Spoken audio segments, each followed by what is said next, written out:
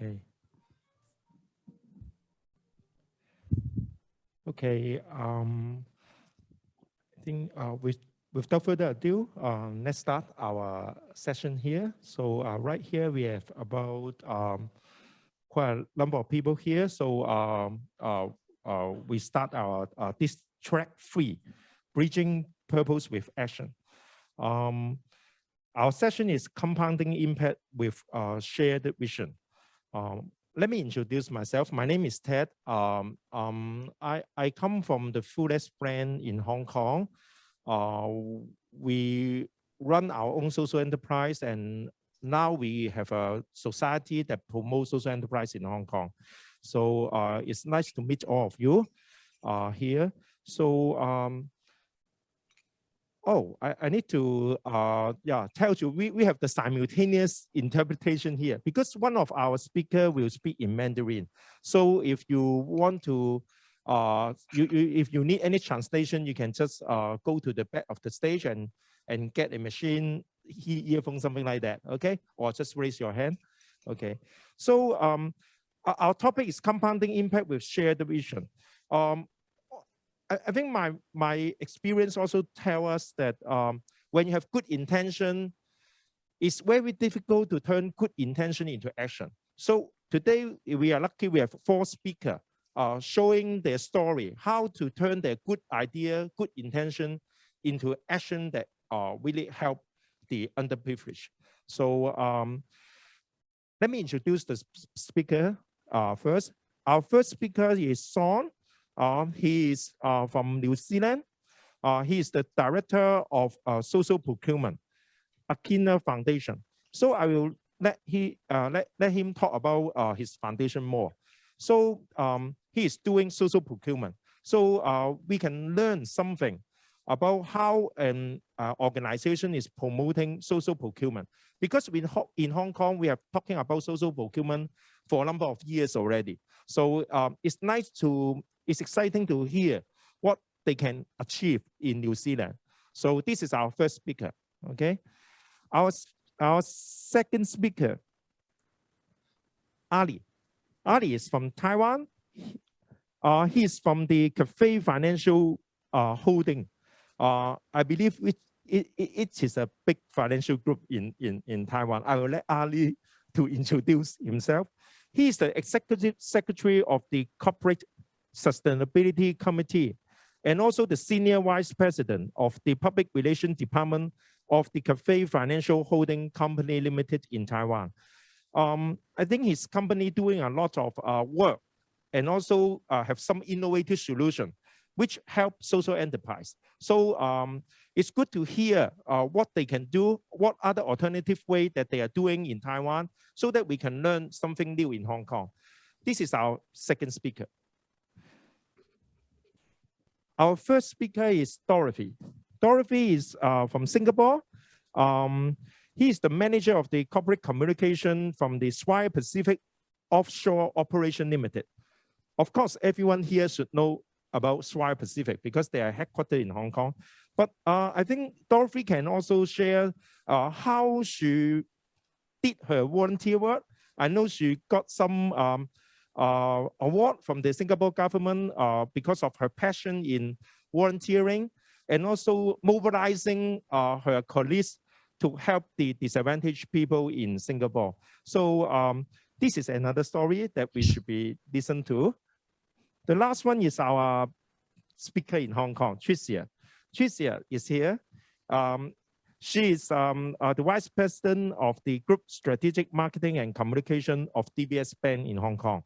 So she got a lot of experience. Also, she also worked with Foodless for over the past few years. So it's nice to have Tricia to share her story. And also, as a bank in Hong Kong, maybe we should ask her to do more for the social enterprise in Hong Kong. So without further ado, if there's no question right now on the floor, then I will introduce the first speaker, Sean. Sean, are you ready? Yes. Okay.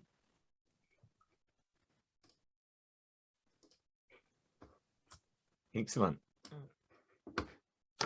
All right. ina mana ina reo ina karanga maha o te wā no whanganui Aotearoa au ke Akina e he mahi ana ko Sean Barnes taku ingoa, tēnā koutou, tēnā koutou, tēnā koutou katoa. This is my introduction and my acknowledgement of my place, and welcome to everyone here in our reo, our Māori language in New Zealand. And I'd also like to take a moment to acknowledge the traditional owners of the land wherever we are and pay respect to their cultures and elders, past, present and future. I like to open with this slide, which says that business cannot prosper in societies that fail. And this is the late Kofi Annan, who's well known around the world. And basically, he's right in that businesses cannot prosper, but we all cannot prosper in societies that fail. And this is why this work is really important to me, and why it matters in procurement, and why it matters to everyone. And this is on the wall of my office, and I was really surprised to see this because this is the cover of a big accounting magazine. So it shows that we're starting to have the right conversations. So in terms of social procurement, I just wanted to introduce this. The best way to think about social procurement is that we have procurement that we can do in a way that can deliver a positive impact. And it's the easiest way to describe it to people. Everything that we buy has an impact, whether we want it or not, and whether we know about it or not. And basically, social procurement tries to have the most positive impact possible. And it sees procurement as an opportunity, not a risk. And it has a long history of being done in different parts of the world. But we're at a really exciting time where more and more people are thinking about the way money is spent and the way organizations behave. So I use this word impact. We use it a lot at our organization at Akina in New Zealand, and we talk about the positive outcomes that can happen when someone takes an action or an organization takes an action. And this is what drives everything that we do in our organization. We're a social enterprise ourselves, and we think every organization has the opportunity to deliver impact, whether they're a private or business, whether they're not for profit, or a government or a public organization. And what we do at our organization is we help people define what impact is for their organization. And we look at impact in investment, impact in procurement, and also how to build the capability of people who work in social enterprises and impact enterprises. We were really lucky to be a partner in a big study that was done early this year in Australia and New Zealand, and it looked at 170, we had 179 procurement people respond to this survey, looking at social procurement, and collectively it was around $95 billion of spend of these organizations who are doing social procurement. And the slide here talks about what was motivating these organizations. They were both public and private organizations. And the biggest thing that was motivating people was their organizational values and their strategic goals, which was really exciting to see. There's also government policies and legislation were starting to drive some change. And then customer expectations. So organizations are realizing their customers are pushing for this, and also their corporate and public profile. In New Zealand, we have all of these things. We have motivated companies who are taking sustainability more seriously. We have government procurement rules that now include the need for people to think about the benefits that can be created through purchasing and procurement. That applies to the government agencies, but are also starting to influence the market. These are about 2 years old in New Zealand. But most of all, we have a lot of motivated people who are really driving this and really passionate about making it happen. It's time to move on from why we should do this and to talk about the how. And it's really exciting to be here with three amazing organizations who are talking about the how and the experiences and the different ways that things can be done. So I wanted to introduce the three kind of key challenges that we see in doing social procurement. And a lot of our work is helping organizations to do social procurement. So the first one is about experience. And we're finding that there's quite often one of the big excuses is we've never done it before. And there's an easy way to get around that excuse or that challenge is to by doing something. So we encourage people to take action and to get started and to try things and to find opportunities to do something and to find the easy things to do, and find something realistic and put some people who are really passionate and really care in charge of making it happen. And something small is okay. And also the really important thing here is that you gain experience by doing something and stopping and learning about what worked and what didn't, or what could be done better. A great example of that is our New Zealand Postal Service, who set a target of purchasing from 3 social enterprises in the first year they tried social procurement. And a lot of people would look at it and go, well, 3, but it's actually a really powerful target and it got them going. So it was really exciting. So the other thing I just wanted to say is looking across all these opportunities, and planning is a really good step to getting started, and we encourage everyone to do that. The second one is around competing objectives. So we find that first of all, people make social procurement happen.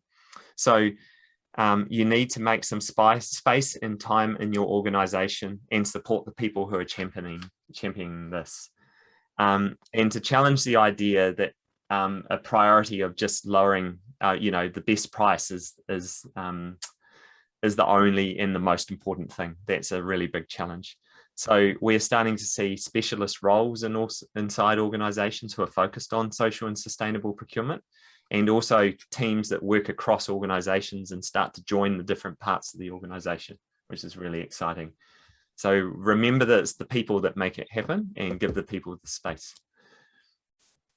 The third challenge, I've just skipped past, but is the market. And there's always an excuse that there's no one in the market that can do what we need to do. But what needs to happen is people need to think about finding suppliers in different ways, and also having different conversations with suppliers. And this is a big change for some people in procurement. But the things that work are using people who act as intermediaries and connectors, and that's something that we do as an organization, and I'm sure there are similar organizations we've seen around the world. But also sometimes you might have to support suppliers to help them through the process and help them build their capability to be able to respond to your requests. And also don't forget to talk to your big suppliers and have that conversation with them about what you're looking for and how to make it happen. So you'll definitely need to have different conversations. I just wanted to finish with the last slide, is that why are we doing this? And we always need to think about impact is the reason why we're doing it, and it needs to be at the heart of all these decisions. And it can be very complicated to explore, and it can be something that is challenging for people to understand, and to understand the needs of our people and our planet and our environment. But this is so important, and we need to tell the stories, the good stories, which I'm sure we're about to hear some very good stories. And we've had some really amazing social enterprises who have captured the hearts of the employees of companies, the companies themselves, but also the media and the public. So there's some stories that just carry on in New Zealand, which is really great, and we're sure that there's a lot more. So yeah, I'm really looking forward to hearing our next speakers. So thank you. Okay. Thank you, Sean. Yeah, I will leave the question session later. Okay, it's exciting to hear what is happening in New Zealand, and maybe you are leading the way. I mean, compared to our places in Hong Kong. But okay, let's welcome the second speaker from Taiwan, Ali. Ali, can you hear me?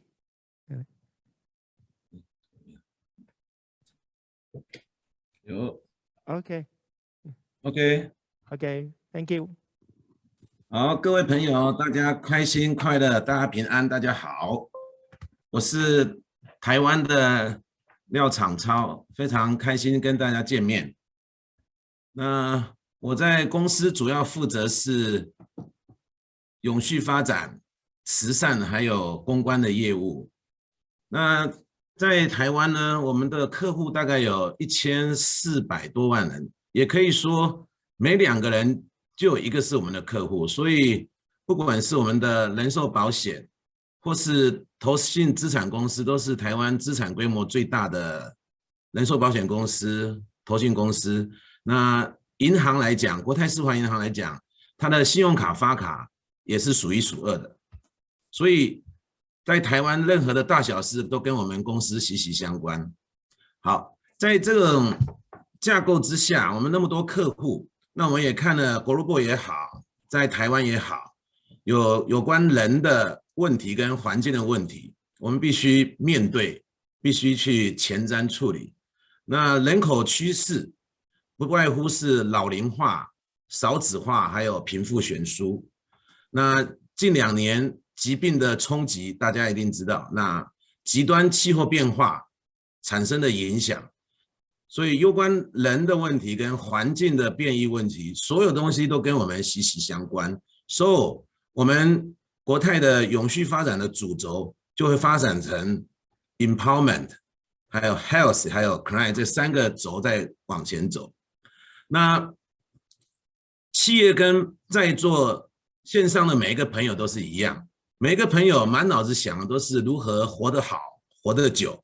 那企业想的东西呢，也是如何做得好、做得久。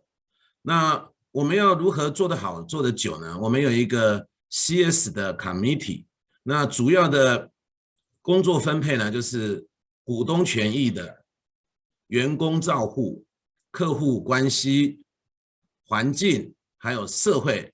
因为我们是金融保险公司，所以我们的钱的去向，包括投资、包括贷放，都是一个很大的工程。我们希望用钱的影响力去让这块土地变好，这块土地上的人变好。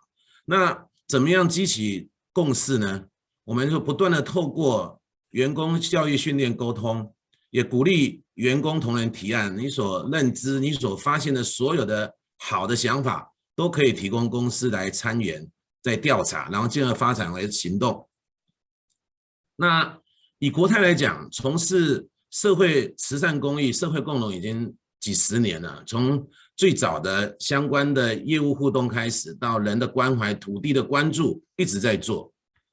尤其我们是抱着what if we could 的一个精神，去搜罗各方面可能的议题。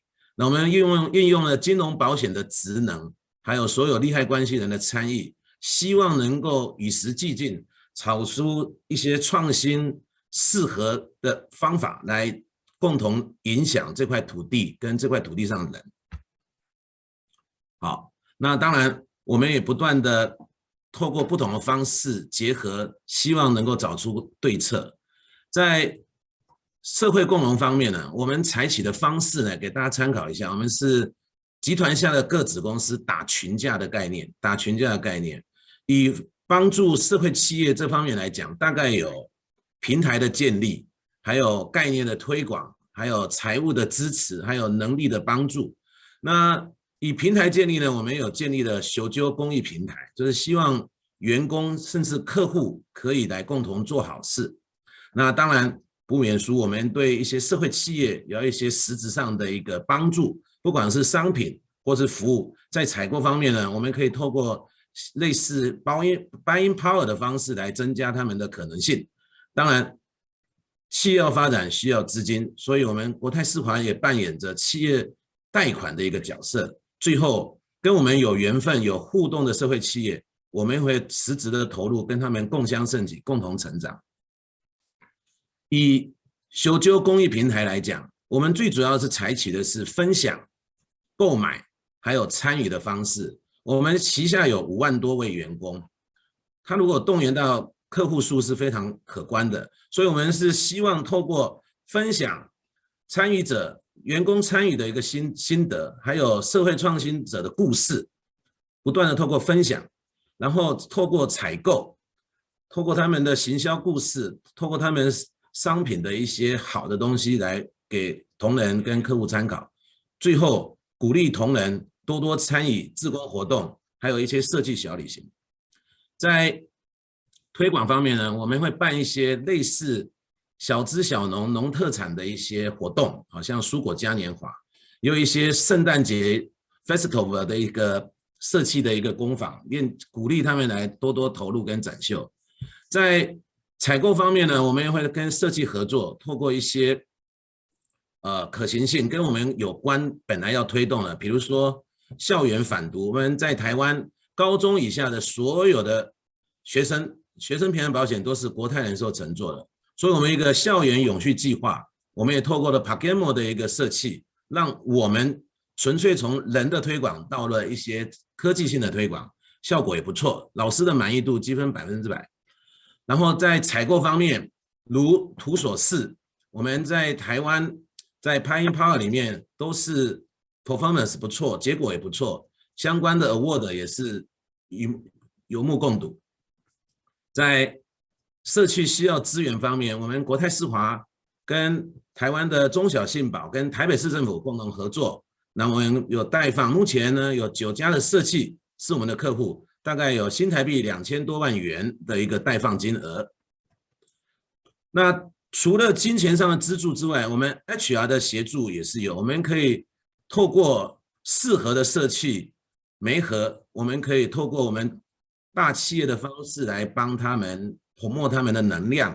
那其中有一年我们动员不是只有我个人而已，还有集团相关功能性的主管，大概有6位，我们辅导了2家社企，在共构研讨之后，我们产出了11种可以合作的创新方案。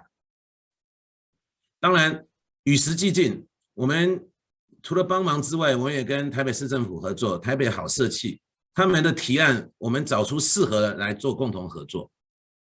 在此呢，我也希望线上的社企朋友们务必把这个放在脑袋里面。3关呢，第一个关就是说，你的故事、你的商品、你的服务要引起关注关切。第二个，乐听人呢知道这个讯息之后呢，跟他有关联，最后要建立关系。所谓建立关系，就是参与你的活动，参与你的购买或追踪你的活动，所以这个引起关切，跟他有关，建立关系。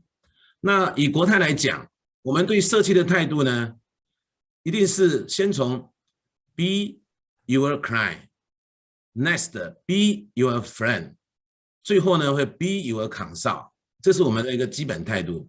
be your consumer， be your friend， be your consult。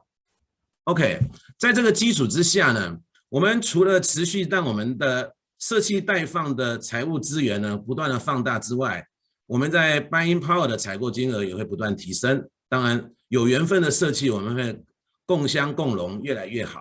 那展望未来呢，除了我们自己做之外，也要连接我们台湾的 University 的力量，它 USR 力量也正在新兴发展。我们希望透过 Corporation 跟 University 的力量，共同让台湾的社企越来越好。那我们想扮演的是永续国泰与邻常在的角色，希望我们所做的一切不是 best of the Taiwan， 我们是希望 best of for Taiwan， best for Taiwan， 甚至 best for the world。 以上，谢谢。Wow. I like your free Guan and free B. Okay. Let me introduce the. Thank you very much, Eddie. Let me introduce the first speaker from Singapore, Dorothy.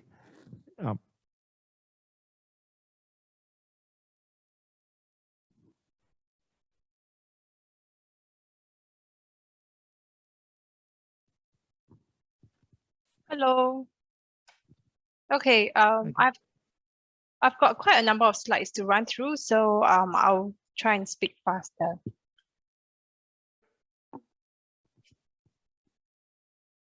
Okay, so my name is Dorothy, and in today's presentation, I'll be sharing key lessons that we've learned from our corporate giving journey.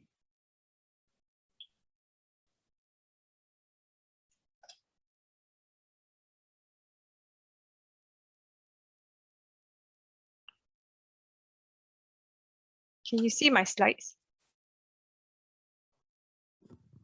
We only see your cover page, the first page. Okay, hang on.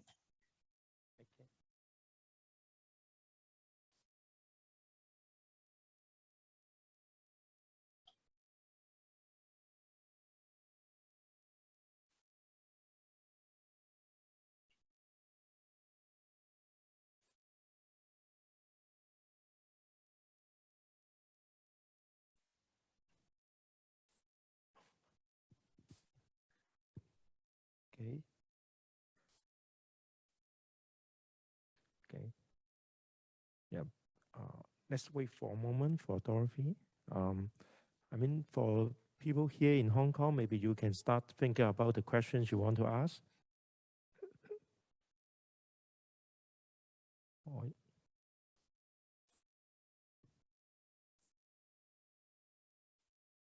I think I may need to log out and try and log in again. Okay. Dorothy, can you hear me, Dorothy? If you don't mind, I will let Tricia here in Hong Kong to speak first.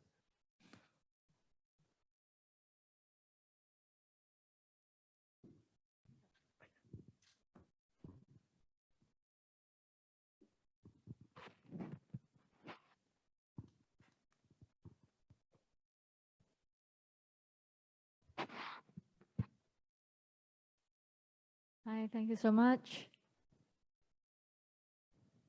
Maybe first of all, I can introduce myself a little bit. I'm from DBS Bank Hong Kong, Tricia Kwong, taking care of the corporate social responsibilities and also like a counterpart of the DBS Foundation here. And for today, back to the first slide, please. Thank you. Yeah. So for today, I would like to take some time to talk a little bit about how DBS and DBS Foundation is supporting the social enterprises here. And it's my honor to give the sharing.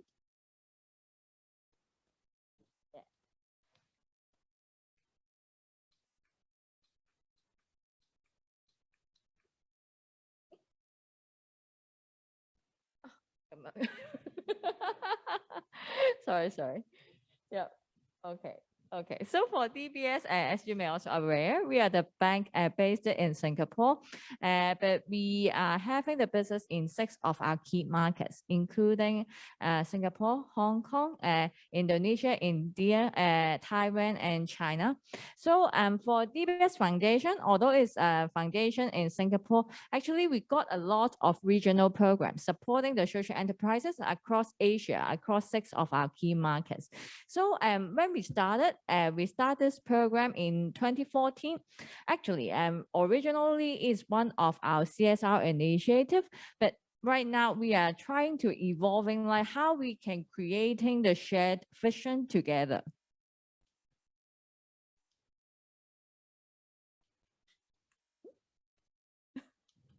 Okay, this is the framework how we do it. So very aligning with what Ali just mentioned in Taiwan, we are also trying to adopting a very holistic approach, and not just about providing the funding, but also how to leverage on our own resources, how to make some integration into create the ecosystem together. So you can see that from left to the right. For the left, we are talking about advocate. So it's more like how we do the partnership, how we make the people know more about the social enterprises and why they are here to tackle the social issues, but with also some sustainability. So how we will do it is that we will leverage on some partnership on doing some sponsorship of the programs, or we will also do some competitions to raise the awareness, be it no matter for the startup or even though some maybe earlier stages for some schools as well, on trying to nurture the seeds, from the very beginning. And then for the nurture part, of course, we still have a very flagship program providing the funding for the social enterprises with the very good potential for further scale up every year. But apart from that, we believe that for how we join hands holistically, we can also maybe share some knowledge, experiences, or with our manpower resources to help them as well. So from time to time, apart from just the funding, we will also try to engage our colleagues, our management, to be the mentoring or having some clinic sections with them, because we also believe that apart from just the capital, for capacity building is also equally important. And then for integrate, as a bank for the social enterprise, they also need a banking partner. So with our own banking solutions, we are also trying to find the opportunities on how we can help. First of all, for the SD banking package, very likely on what Ali mentioned, in Hong Kong, we also got a banking package specially designed for the social enterprise. And then for the procurement, be it for our internal, we greatly promoting on doing some procurement within the bank, and also for external, we are also partnering with the fullest social enterprise society every year on try to how to raise the awareness about ethical consumption to the communities as well. And then from time to time, we are also having some academy sections for the SMEs, but we also understand that for SD, actually they are just like the SME. Yeah, they also need some business skills to try to how to further craft their business model. So we are very honored to invite them to join our program as well. And then last but not least, for the skill-based mentoring, And then for the, maybe I can talk a little bit more about our grant program. This is our flagship grant program every year. And then because of the COVID, we understanding that for the need of the funding support may be bigger. So for last year, we trying to step up to provide more granting for the social enterprises. For last year, we got 13 grantees in total, and 2 of them are actually from Hong Kong. Do I have to click on any button? Okay. And then for Green Price Supermarket, perhaps I think some of you may know them as well.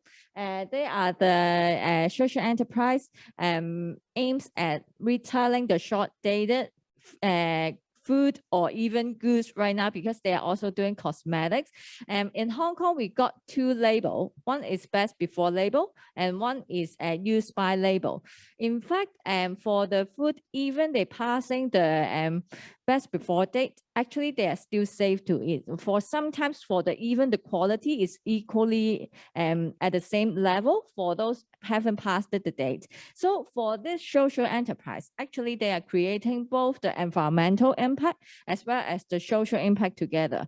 How they do it is that they will try to get those short-dated products and to minimize the wastage, unnecessary wastage, but at the same time, they are providing a very big discount through their retail stores. And we can see that they are doing really well. So for us, in order to help them to further scale up, we are providing the funding to help them to open 1 store in the Quarry Bay.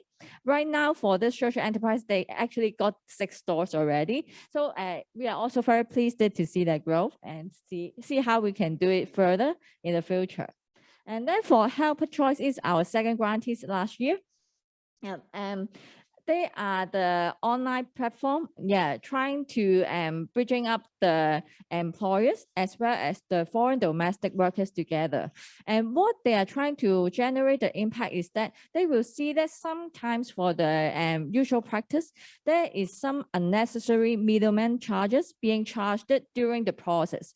So how they would do that is because they use of the platform directly linking 2 parties together and trying to avoid this unnecessary charges to promote the fair employment. And we also see that they are doing some good job. So we provide them the funding on how to explore and develop together. And then I also want to share one case is that because of the COVID, we understand some SE, because they got the dual bottom line, they have to achieve both social impact as well as the financial impact together. Perhaps they even facing a bigger challenge than the normal SME. So for Void, actually, they are also one of the social enterprises that have been banking with DBS for years already. And then we understand that before the COVID, they are doing really well. They are doing quite a lot of work on promoting the mental health. Most of the revenue are actually coming from the workshops, but because of the COVID, there is some social distancing measures. They are no longer doing as many as the workshops anymore.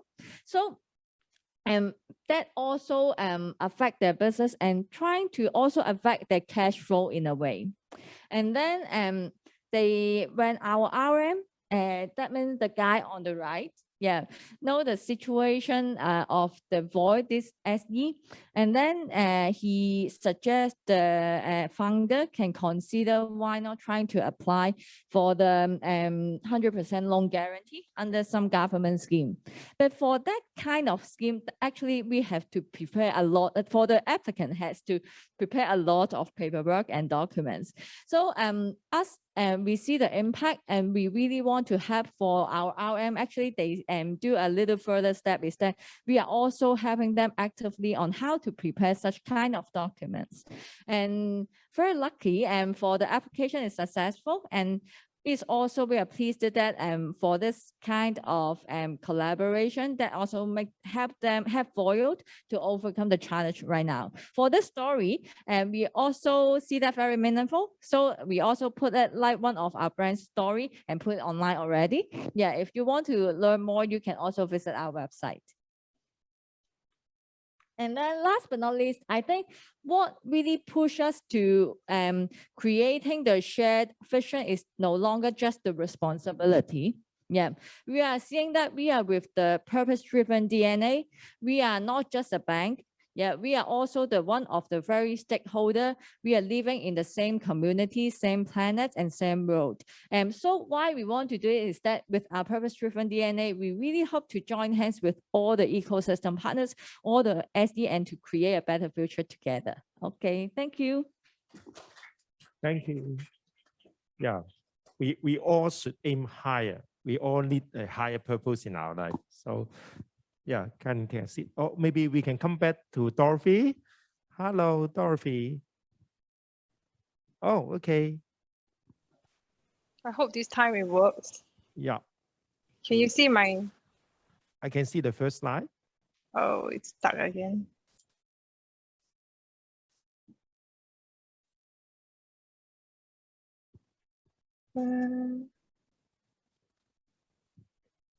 Dorothy, do you mind if we you can... have the PDF version? Yeah, would you be yes, able to share it, and on then your I'll behalf, just and then you yeah, just sure. instruct us to next page, then we can do it. Yeah.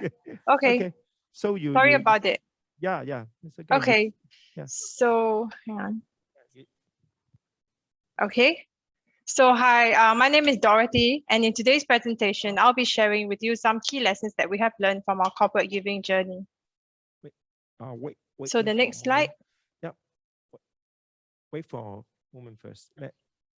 The previous one. So some of you may not be familiar with Swire Pacific Offshore. It is a fully owned subsidiary of Swire Pacific Limited. So for SPO, we are a ship owner with more than 50 vessels and a marine services provider to the offshore and renewable sector. We have about 1,500 employees, and we operate offices in 20 offices worldwide. So in line with our corporate vision, excellence in offshore marine services, emphasis is placed on quality services, health and safety, the environment, and sustainable development. Next slide. So you would be able to see on the screen, these are the 3 key areas that we focus on: thriving people, thriving environment, and thriving communities. Sustainability is a very integral part of SPO and Swire Group's corporate ethos. So you can go to our website to see some of the sustainable development report after the presentation. Next slide.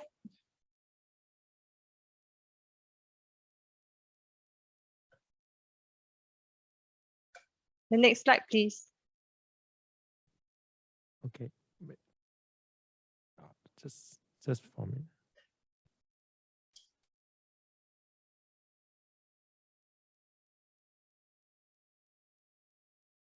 There are 7 key lessons that I wanted to share from our corporate volunteering experience while we wait for the slide to load up. The first one is about starting small. So some companies may have big budgets to embark on CSR or corporate giving journeys, but for those with limited budget, it's all right to start with a small project and grow your collaboration over time. So when we celebrated our 40th anniversary, we decided that instead of doing a once-off Big Bang celebration, we would organize a mass volunteering event involving 40 Singapore-based employees. And then we partnered Dignity Kitchen to get our staff involved in serving food to see elderly. And our volunteers spent about half a day volunteering as hawker assistant to prepare food. Yeah, so that was quite an interesting. Can you see the slide? Not yet. I think, okay. Yeah. So the hands-on experience and interaction with the seniors was really well received by our volunteers. And many of them asked about, when the next program will be. And that gave us quite a good positive indication that it is something that we would continue in future. The second lesson is about knowing your volunteers and charities. So to organize programs that will attract volunteers, it is important to know your audience. Why do people support? Why do people volunteer? What motivates them? What kind of charity do they prefer? Working with animals or children and senior citizens? Or are there any specific NGOs that they are currently supporting?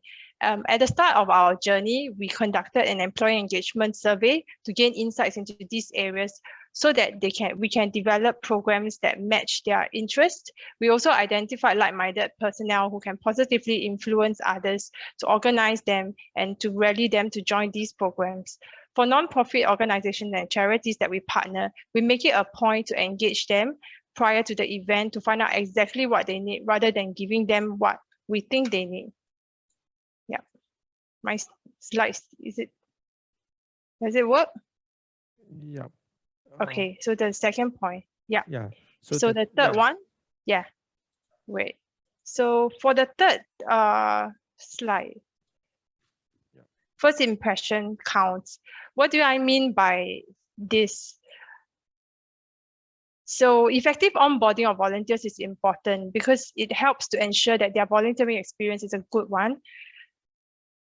For every community partnership, we don't want it to be just a once-off event. They do an event and they forget all about it. We want them to go home with a good understanding of the organization so that they can continue to support them beyond office commitment. We would work with the community partner to prepare a briefing so that our volunteers can learn about their work, the beneficiaries they support, challenges they face, and future volunteering experience. This would also allow our employees to understand why the company is supportive of this program. The next slide. So the fourth lesson that we have learned, right, it's good to get volunteers or our employees in general to support social enterprise regularly. So take, for example, we regularly support Project Dignity by ordering bento sets prepared by people with special needs during our corporate event. As much as possible, we seek to support social enterprise instead of commercial caterers. So during festive occasions, we help to circulate their marketing materials and do bulk orders so that our employees can support them as well and spread the word. Once the habit is formed, it's much easier to get the employees buy-in. Next slide. Another example is Dignity Mama Store. So Project Dignity has an interesting Dignity Mama Store project where people can donate secondhand books and magazines to people with special needs and their caregivers. So these bookstores are manned by them at 4 hospitals, allowing them to improve their social skills through the interaction with the customers, as well as earn some income. We have held several book collection drives in our office. So when we put out the circular to our staff, they know what to do. It's almost autopilot. And there was once where we organized a lunchtime sale of the collected books and soft toys and donated all the proceeds to Project Dignity. Next slide. Another way to make it regular, we generally try and pay it forward during festive seasons. So we believe in the long-term partnership. One of our employees suggested that we should donate Christmas and New Year hampers to people in need. So we sought HR's approval, sorted the items and donated it to some of the NGOs that we support. Yeah, this continues to be the practice today. Another way is to identify internal expertise for skills-based volunteerism. So besides ad hoc program, we look internally to see how we can tap our internal resources to engage employees in skills-based volunteering. We held a workshop, a half-day program by our business improvement team to facilitate a session for charities and community partners on useful techniques and tips on how to manage time effectively. So basically, she adopted or incorporated some of her training materials for work to suit the needs of the participants, and they expressed that it was a beneficial session. And the first-time volunteer was also happy to use her work expertise for a good cause. Next. The fifth one, which is quite important, is to align programs and strategic priorities and values. So this will ensure buy-in from the management and employees. For us, we try to support and prioritize non-profit organizations that are general under the radar and those that are smaller in scale and have less funding and support. So Project Dignity is one of the community partners that we've been working with from the start, more than 8-9 years ago. We strongly believe in their vision in providing employment for people with special needs, and the work they do closely parallel with our corporate values, teamwork, humility, and endeavor. So over the years, we've engaged their catering services, we've invited them to our office for training, and we've donated office furniture to them. And they have recently opened a food court in Mongkok that employs people with special needs, offering authentic Singapore food. They also conduct culinary workshops and corporate team bonding activities. For those of you who have not been there, I'll strongly encourage you to go there and lend them your support. Yeah, next.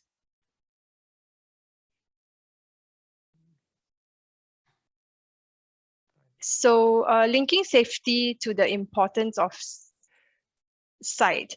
You don't always have to reinvent the wheel. If an NGO has a good program, look for synergy with your company and partner them. So for us, safety is one of our top priorities. We strive to uphold high safety standards so that everyone can get home safe.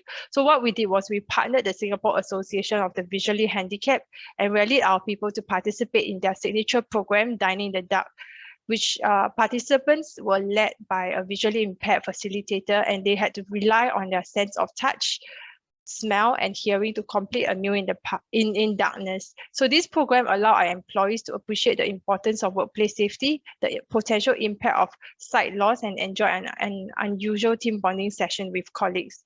During the pilot session, we also invited our safety management team from our sister company, Swire Shipping in Singapore. So they went on to incorporate the program as part of their safety program for all the seafarers who come to Singapore for training. For us, we also incorporated it as part of our leadership training program for our seafarers and organized sessions for our shore-based employees as part of our staff engagement program. Next.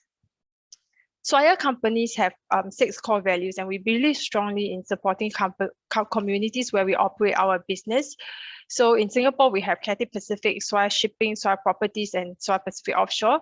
So we encourage and rallied them, reached out to them to join us in the mission in corporate giving, and we included them in all our food donation drives and mural painting.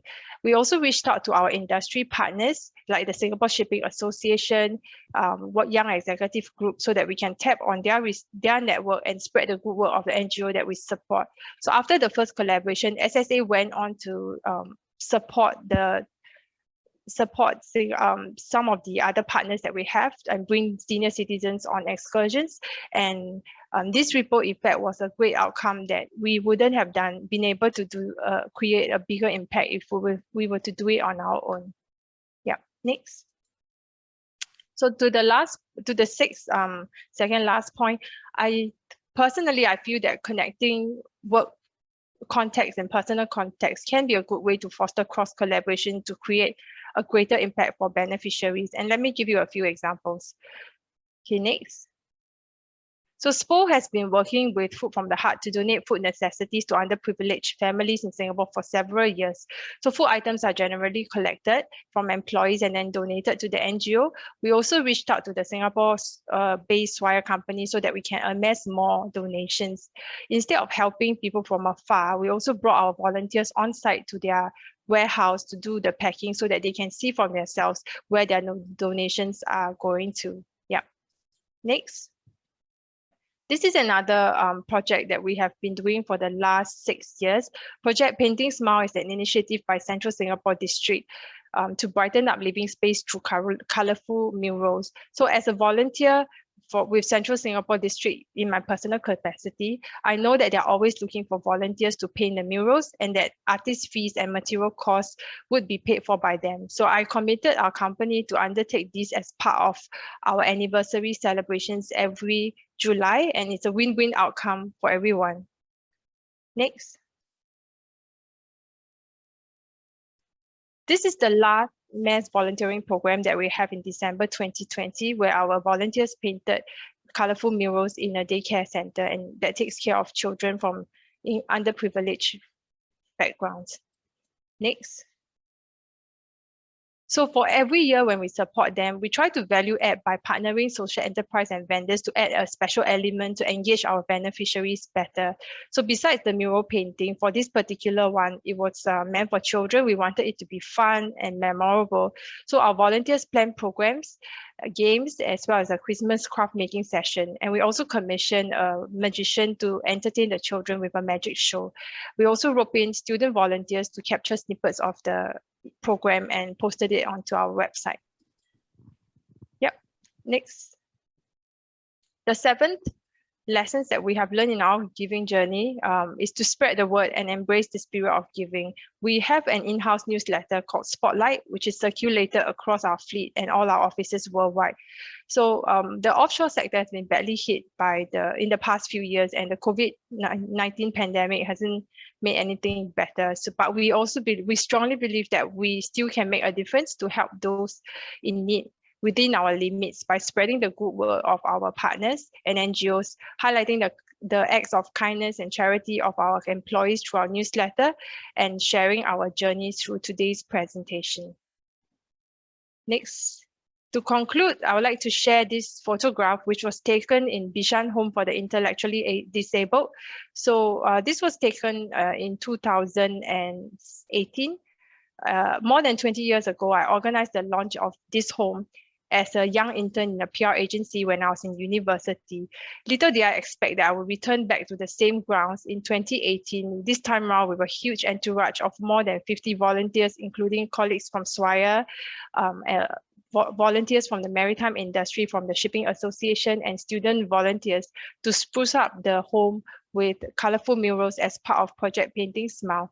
And the man who was running the center was none other than Mr. Kumar, my boss in the PR agency, who assigned me to do the launch, who has since retired and is now running the home. So such serendipity is hard to come by, but it certainly made the volunteering experience extra special.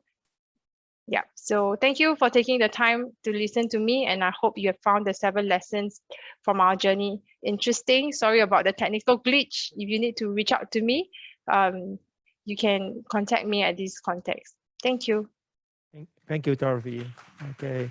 Yeah, it's very delighted to hear how the company, the Swire offshore in Singapore, they have very dedicated.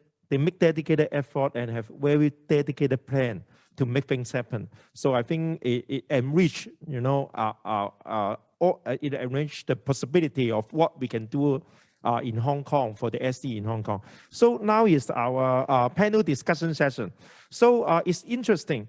Here we have Aquila Foundation here.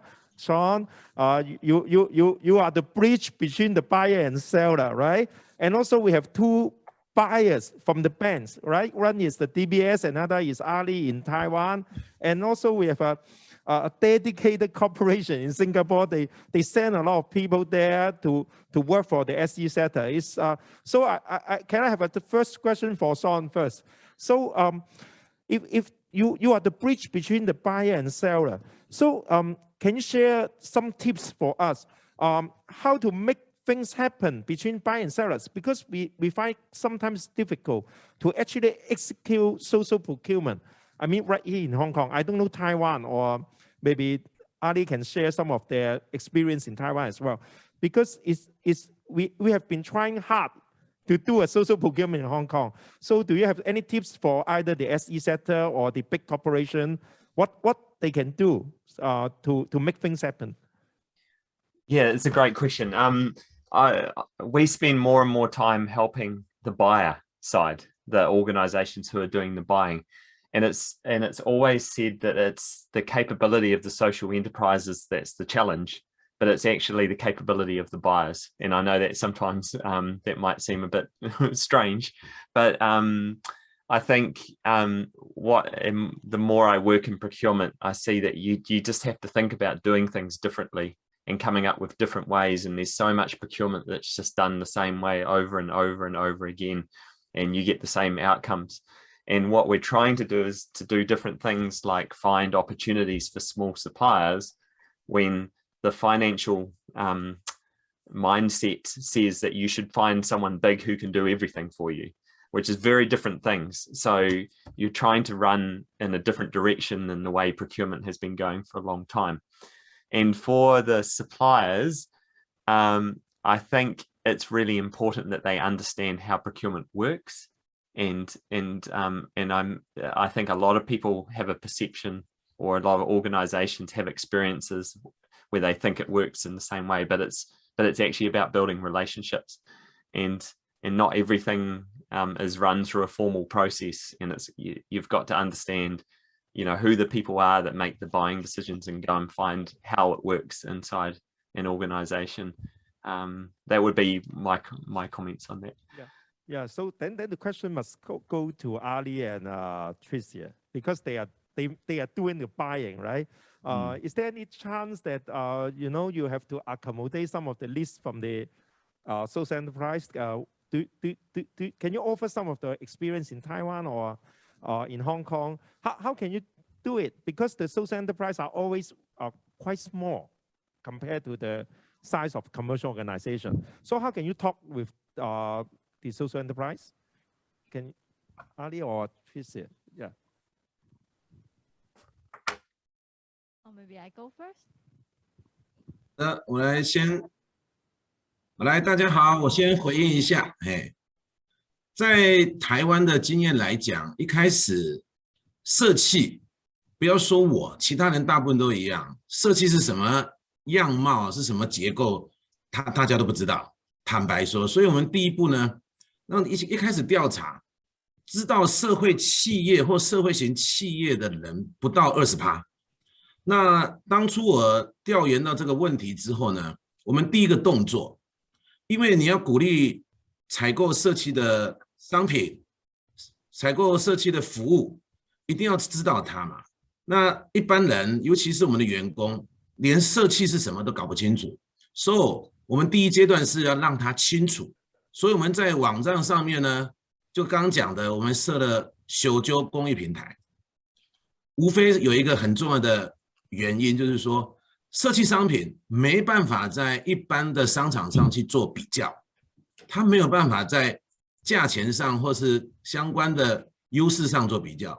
我们为了这个，就在我们公司的网站上面，先帮他们说明，先帮他们做一些解释，让员工也好，或是有缘分的客户，一开始对这个无从比较的社企商品或服务多了一层的认识，这个是很重要的概念。要 corporation 有一个职能，要帮社企先让员工甚至部分客户先了解，了解之后他才会建立信心、信赖感。好，这是第一个要做的。第二个 ，corporation 也要做一些 encourage 的动作。那曾经在我们的 banking 里面是这样，如果社企商品是100块的话，在外面类似的商品可能是80块，那怎么操作呢？员工付80块，那公司 support 你20块，让他觉得，哎，你还是用差不多的价钱买到比较 excellent 的商品。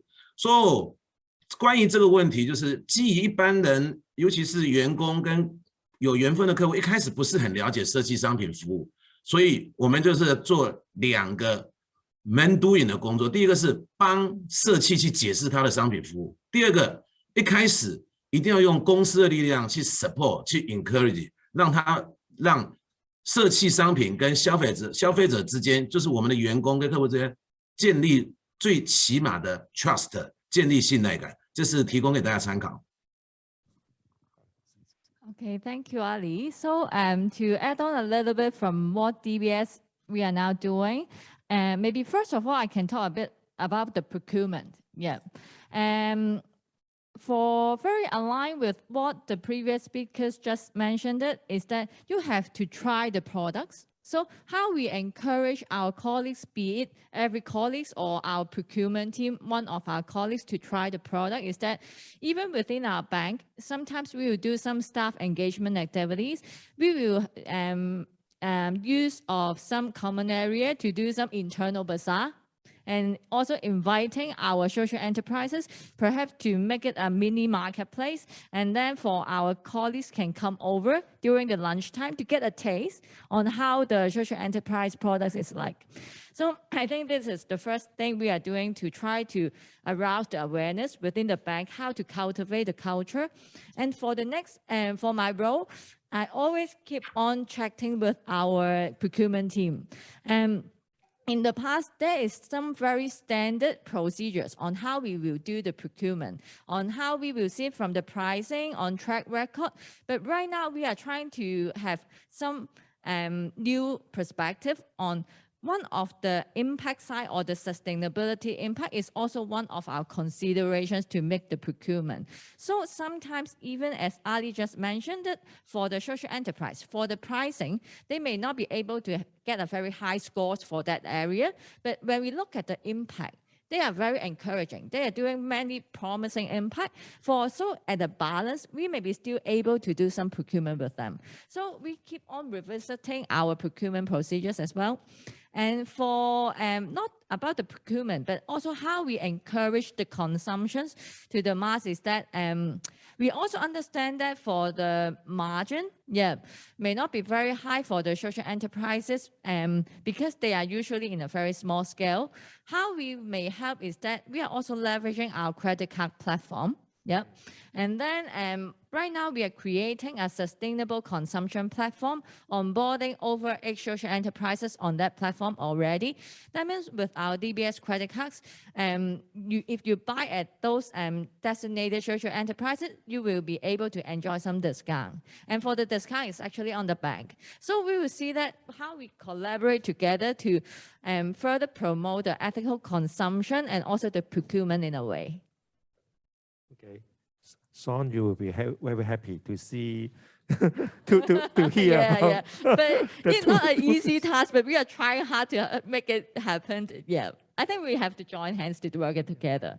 So your guys, do you have any words for the social enterprise in your own countries? How can they do better to make your life easier? Because you all want to purchase the product from SE, but do you have any suggestion or tips? Even Dorothy, you can also share.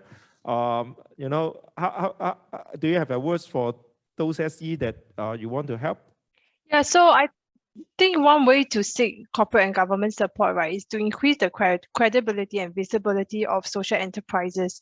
So in terms of, take for example, Project Dignity, it was accorded the President's Challenge Social Enterprise of the Year Award in 2015. 5 years after its inception. We started collaborating with them a year before that, which was 2014. But then after they had that award, I think it would definitely have opened doors because it helps to strengthen their credibility and open doors to new business opportunities. Using social media is a good way to heighten awareness for their cause.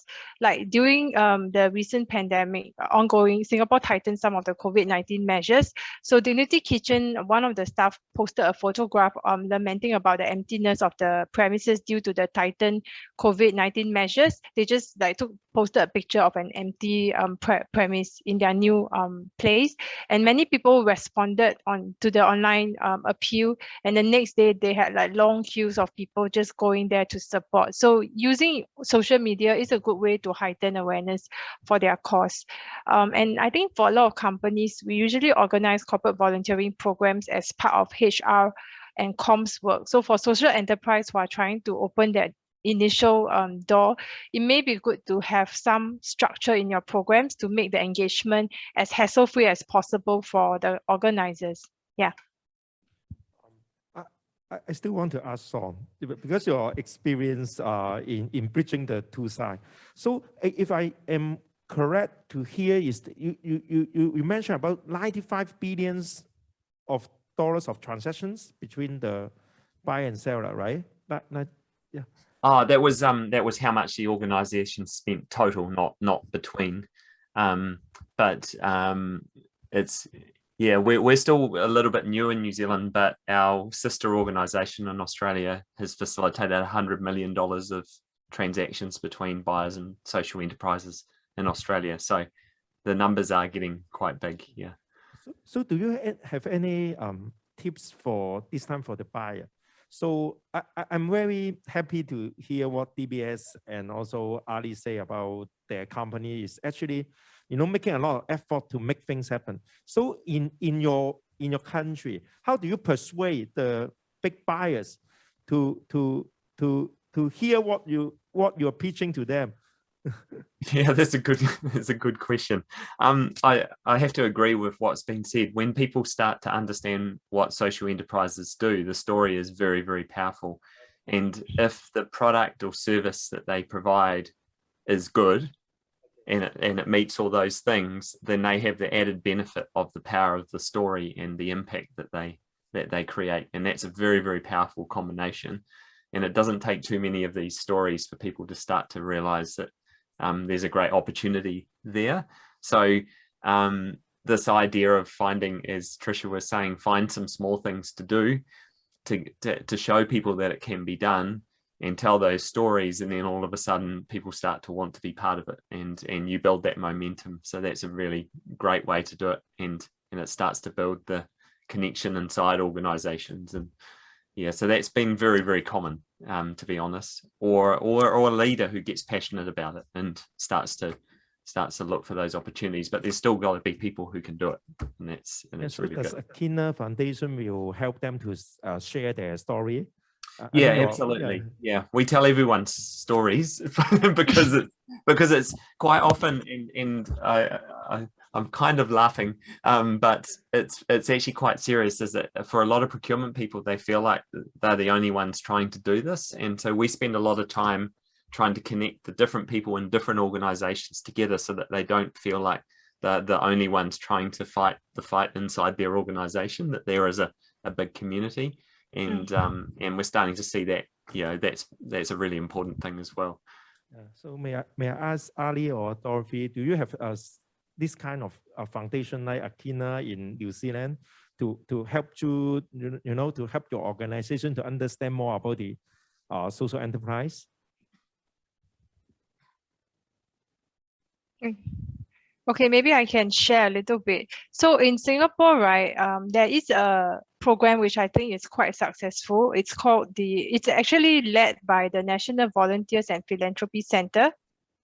I'm not sure if you have heard of this. So they started in 2016, this particular fellowship called the Company of Good Fellowship in partnership with the Singapore Business Federation. So it is a 5-month talent development program that helps to build capabilities of leadership and corporate giving, and to empower business to do good in strategic and sustainable way. So I was a member of the pioneer cohort, and as a participant, I felt that it was a good program because it brings together working professionals from different companies and diverse backgrounds. So there are people from like PR and HR fields in MNCs and business owners in SMEs. So we come together to share contacts as well as to share personal experiences with social enterprises and NGOs. And there is a curated program that covers a wide range of program topics on sustainability, corporate giving, and we also made on-site visits to NGOs and social enterprise as part of the program. Personally, I felt that it has given a lot of exposure to the industry, as well as to equip us with new knowledge and skills, as most importantly, useful contacts that we can bring back to our respective organizations, and we can do like our CSR and corporate giving work better. And for the organizers, I think it's also really helpful because they have helped to nurture this growing community of socially conscious leaders in Singapore, and spearhead and provide a platform for us to do collaborative projects that will be beneficial to corporate organizations and social enterprise in the long run. I think in Hong Kong we are still lacking this kind of platform. Not very. I mean, maybe SE Summit is one of the platforms. Yeah, I think Fuller Social Enterprise Society is also one of the very good ones. Yeah, because they have been introducing a lot of new social enterprises or leverage on the annual program called Ethical Consumption Movement. That's maybe you can just use 10% of your consumption on doing the buy social. You can make a great impact already. And it's also good that they're creating the platform of over 200 social enterprises already. So you can very easily get to know what kind of social enterprises are there providing what kind of services or goods. Yeah. Okay, thank you, Tricia. Yeah, we did a online shopping mall for SE in Hong Kong, but okay, we need to work very hard. Okay, so maybe Ali, can you share how's the stories look like in Taiwan? I mean, is there any middleman to help you to bridge your organization with the SE in Taiwan?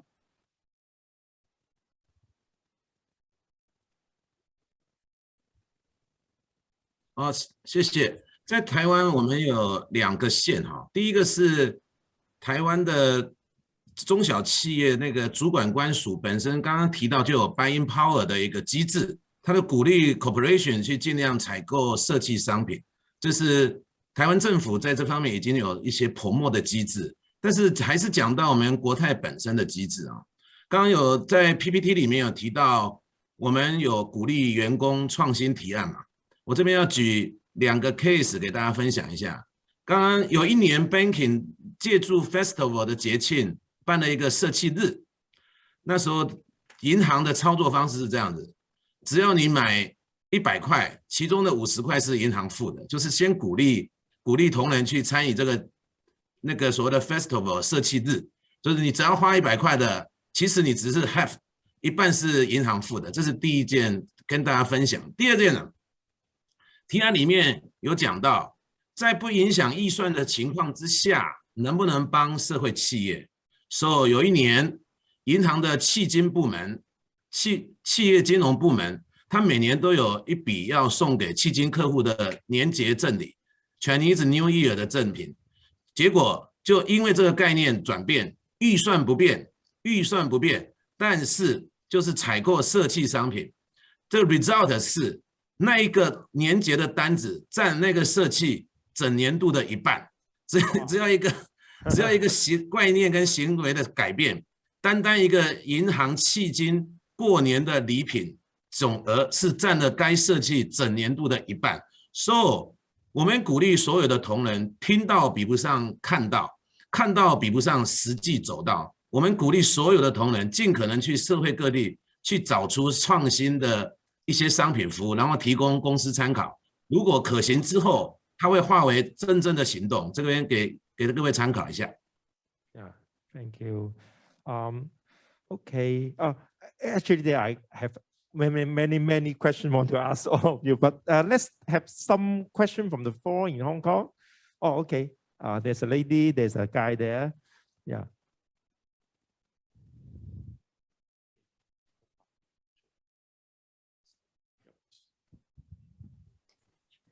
Thank you all for sharing. There are lots of insights in there. Just like 2 questions in terms of procurement. Do you find selling services is more difficult than selling products? Because for a product, you can taste it, you can experience it like firsthand. So I think that's question number 1. Number 2 is, Tricia, you mentioned around the procurement procedures. We need to start thinking about the impact and sustainability, how we score that. Would you be able to share some insights of like what would be the measurements? Because it can go into a minefield of, oh, are we scoring it purely based on how appealing the story is, or like would there be too much of like subjectiveness in it? So it would be great to hear your thoughts. Thanks. Okay, maybe I can go first. I think first of all, for the first questions about the products versus the services. Yes, very true. For the services, sometimes you may not be able to try it, but sometimes I will also try to integrate such kind of services like during a bazaar, for our staff earlier. I understand that for Hong Kong, there are some SE also doing some massage, services. I also invite them to join a bazaar, but not for like a charged service, but it's more like a well-being. How we can trying to give a better experience for our staff to give some relaxing time, and that also a way to do the promotion. But another way I'm trying to do is that maybe for many kind of large corporations, we are doing quite a lot of team building services every year.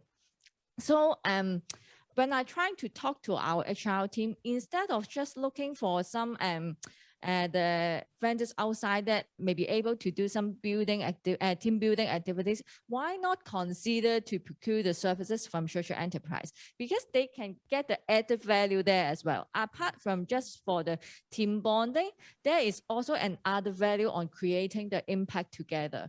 So that's how I'm trying to connect the dots. At what Dorothy just mentioned, it how to mesh both parties on the request together. And for the second part about the procurement procedures, what we are trying to do is that for DBS, apart from just talking about the SE, we are actually talking about the sustainability as a whole.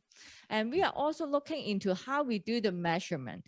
And right now, what we are trying to do is that we are also getting some internal target to see the number of the SE, or we call it as the green vendors, on board onto our vendor system every year. So this kind of our soft target that we aim to do it. But about on the measurement at the end, we really hope that we can have a some very detailed or very data supportive measurement at the end of the day on how we measure the sustainability impact as a whole. We are looking at it as well. So I think it's not just about the SE CSR, but for the overall the bank operation, because when we see it for the sustainability, for as a bank, we see it from the 3 pillars. One is the responsible banking. One is the responsible banking operations, and another is the creating social impact. What we are trying to do is that right now we have 3 separate measurements, but ultimately we think that should be one single measurement. We are looking into how we do the measurement together as well. Yeah, there are a lot of work yes. for the big corporation to adjust, but it's good they try to make a change. So any feedback from other guests on the question? Yeah, there's you're right. Products seem to be easier to understand, and social enterprises are quite often talked about with products, but there's lots and lots of them that do services, and it's the same thing. It's just find something small to try with them, and it was great to hear about training and team building. And we've got social enterprises on our marketplace that do consulting and design and communications, and also professional services like accounting and things like that. So it's quite often a myth that there are, that these types of organizations aren't out there, and it's just about finding small opportunities to try them. There is the opportunity to do that. So a small project or something like that. Yeah. So it's the same thing. So we have another question Yes, on the yes, floor. okay.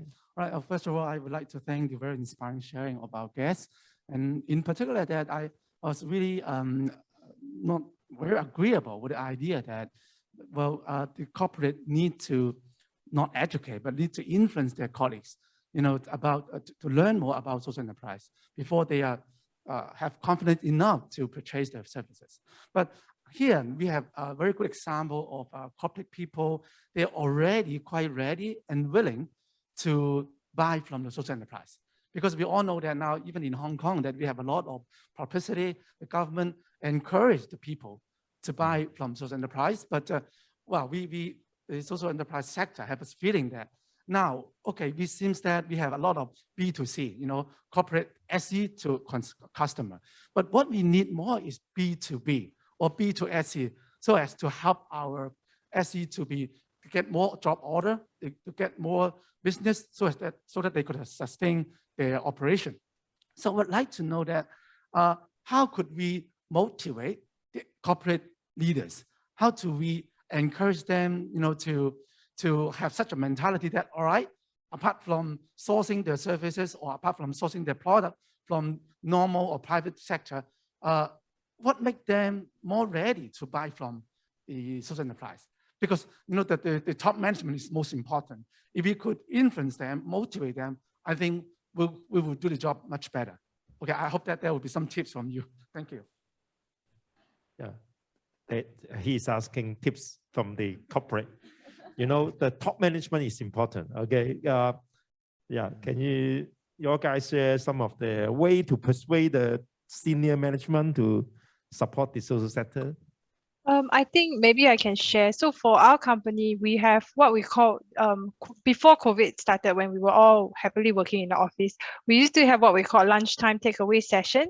So every quarter we would invite one particular social enterprise or, you know, one NGO that we work with, so that they can share more about the costs, some of the challenges they face, as well as some of the work they do, the beneficiaries that they support. So it's a way for us to also subtly let our senior management know and encourage our employees. So the next time when they eat the bento set from Dignity Kitchen, they know that this is done, how it's prepared and the challenges, and they'll be more appreciative. And we rarely get like big complaints or whatsoever from people because they understand the cost, and people tend to be more forgiving. But of course, the NGO has to have a certain standard in terms of the quality of food when we select them.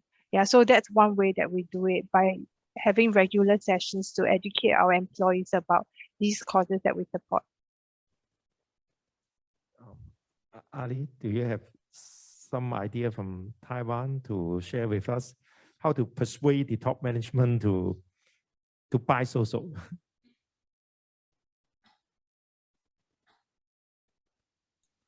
好的，先讲一下，其实社企商品有的是有形的，那也有一些是无形的，一些是比较人文的。像我们也合作过走读台湾，就是说现在人的生活已经到了一个境界，想更好一点，所以它有很多对一个地区，可能是一个旧城区，可能是一条河。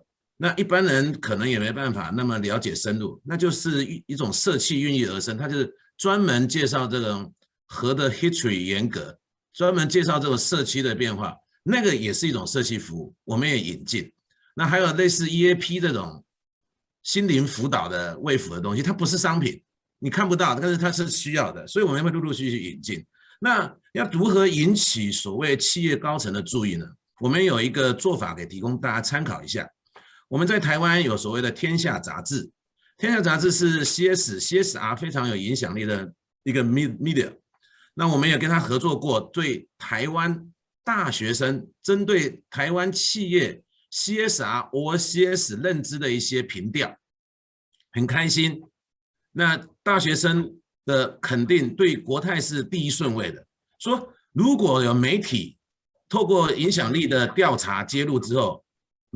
公司高层一定会看到，那我们也会摘录 summary 呈送给他们知道。那久而久之，经营层、管理层很快就知道需求在哪里，因为在问调的内容里面一定会 involve 社会共融，一定会 involve 社企的东西。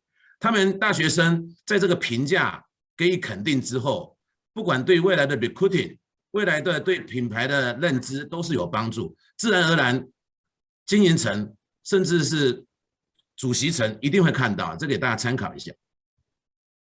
好，谢谢。Maybe I do it very short. Yes, for top to top down is really very important and useful. So how we will do that is that my recommendation for the social enterprise is that for me, like the partnership person, I always look for the chance to introduce the social enterprises to our top management. But even we got a chance, sometimes for the top management are really very busy.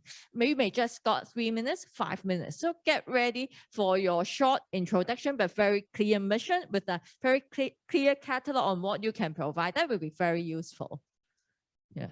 Okay, so clear and concise story, but impactful story is important. Yeah.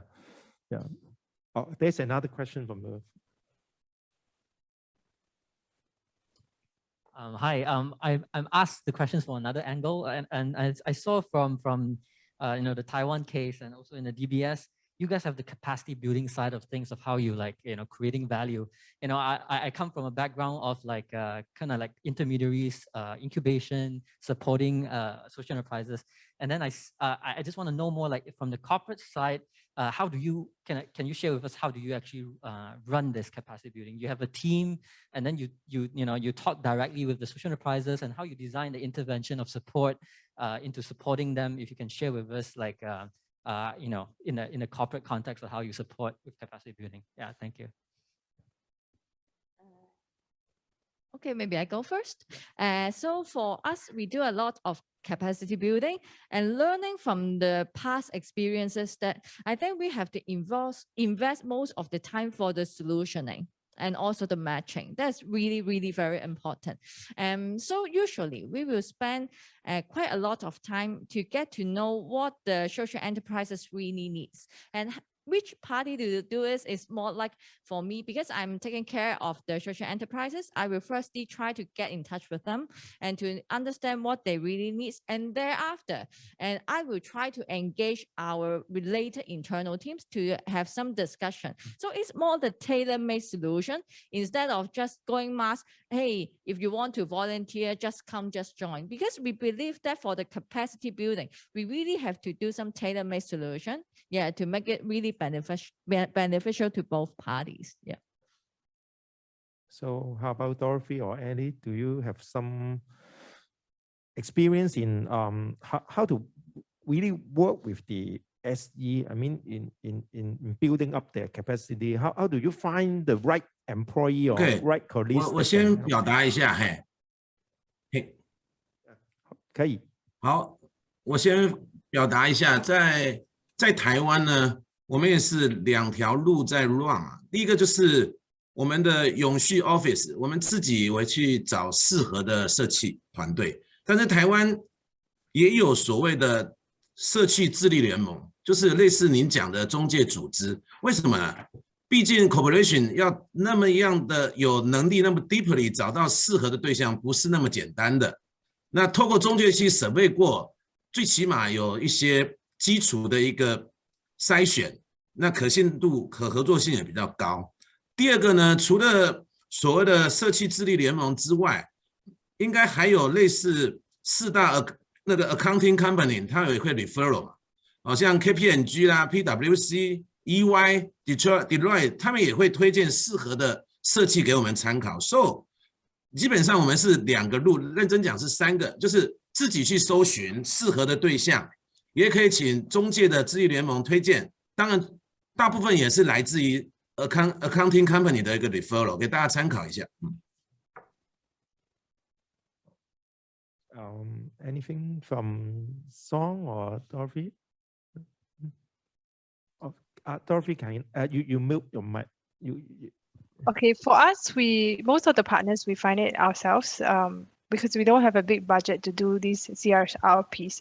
So take, for example, when we wanted to do an environmental team project, we did like beach cleanup and all that previously with other NGOs. So the feedback from the employee survey that I mentioned, some of them said, oh, beach cleanup, they've done it a few times. We want to do something different. So we managed to find another NGO that does cleanup of the Singapore River, where our office is, and on canoes and bicycles instead. So we reached out to them and tried to formulate a program. So we got our staff involved. So the environmental theme that we wanted is still there, is cleaning of the areas.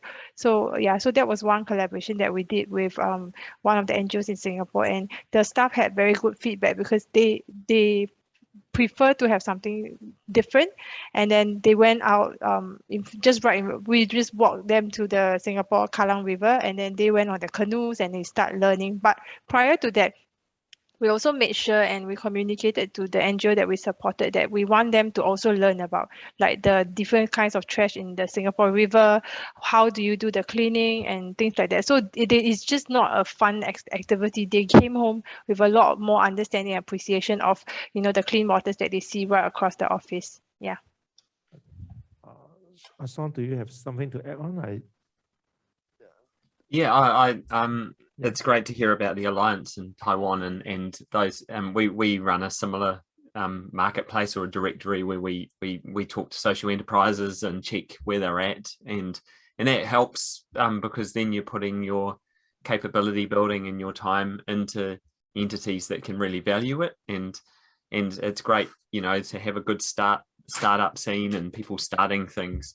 But there's also plenty of organizations that could really benefit from the professional support to get them through that hard part as well. So yeah, it's really important that you reach out and see if there are people who can bring you, you know, or connect you with really good contacts and good organizations to make that work well.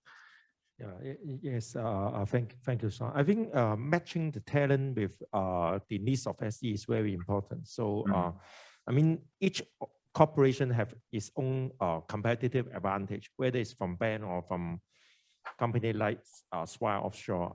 I mean, well, we need more cooperation, you know, to contribute their different expertise that can help the SE, because SE also exists in a wide spectrum. So I think that, there's a lot of, I think in Hong Kong, we still need more participation from more SE as well as from the corporation. So I mean time is running short. Okay, so okay, if there's no question from the floor, so maybe actually maybe the people here can stay here in Hong Kong can talk a little bit longer. So I wish to, do you have one last word from each of our speakers? Okay, we still got 2 minutes, okay? Maybe each of you can share one sentence to encourage our SE in Hong Kong, or one sentence for our corporation in Hong Kong. Who want to go first? I'll jump in. Social enterprises are the most amazing organizations. So be very proud of what you do, and keep doing it. We need more.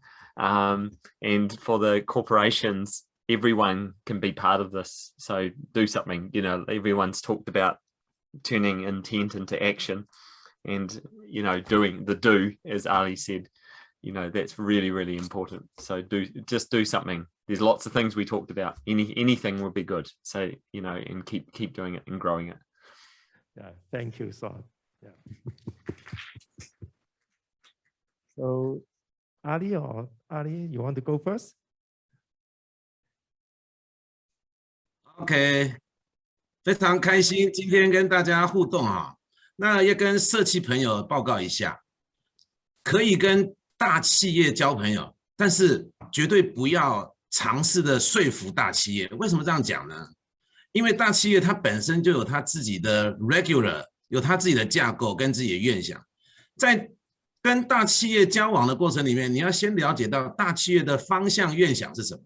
如果你的社企商品服务跟他的理念跟他的想法是一致的时候，搭便车走，绝对不要用我是社会企业，你一定要帮我的态度，那是不会成功的。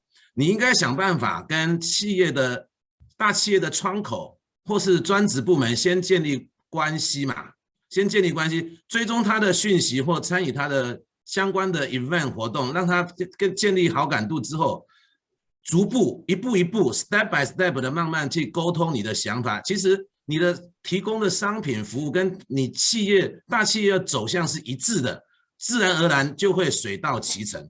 那请大家绝对不要一开始好像你是非常的强辩者或是说服家，你一定要叫企业照你的方式走，其实不用，就是建立共同的愿想。当共同的愿想目标达成之后，其实你不用找大企业，大企业会来找你。以上参考一下。Wow, it's very encouraging. Okay, Dorothy, your turn. You have to switch on your mic. Okay, I think for a lot of social enterprises, usually the work is challenging, but a lot of people working in social enterprises are driven by passion, the passion to make a difference, not just selling a product. So I think it's important to find unique selling points of your product and branding them accordingly so that it differentiates your products with other commercial ones. And when it comes to collaboration with companies, don't be resistant to seeking help. If you know that in terms of marketing, you are not strong in marketing, be open to take in volunteers or partner companies who may be very strong in these areas, and they can help you do a lot of work in marketing and making a difference to make your product stand out from other people's. Yeah, that's it. Be courage. Okay, thank you, Dorothy. So Tricia. Okay, so I agree with all the speakers' thoughts, and I think I just have one word to wrap up together. Yeah, we can make a better world. Okay, thank you. Yeah, I think we can always find a creative and win-win solution for the SDA as well as the corporation. So it's happy to see many of the new faces here. Like to meet all of you in person, but I hope to see Son, Dorothy, and Ali maybe in your own country when I go to your own countries. Okay, time's up. Okay, we have to finish here. Okay, thank you very much for all the speakers.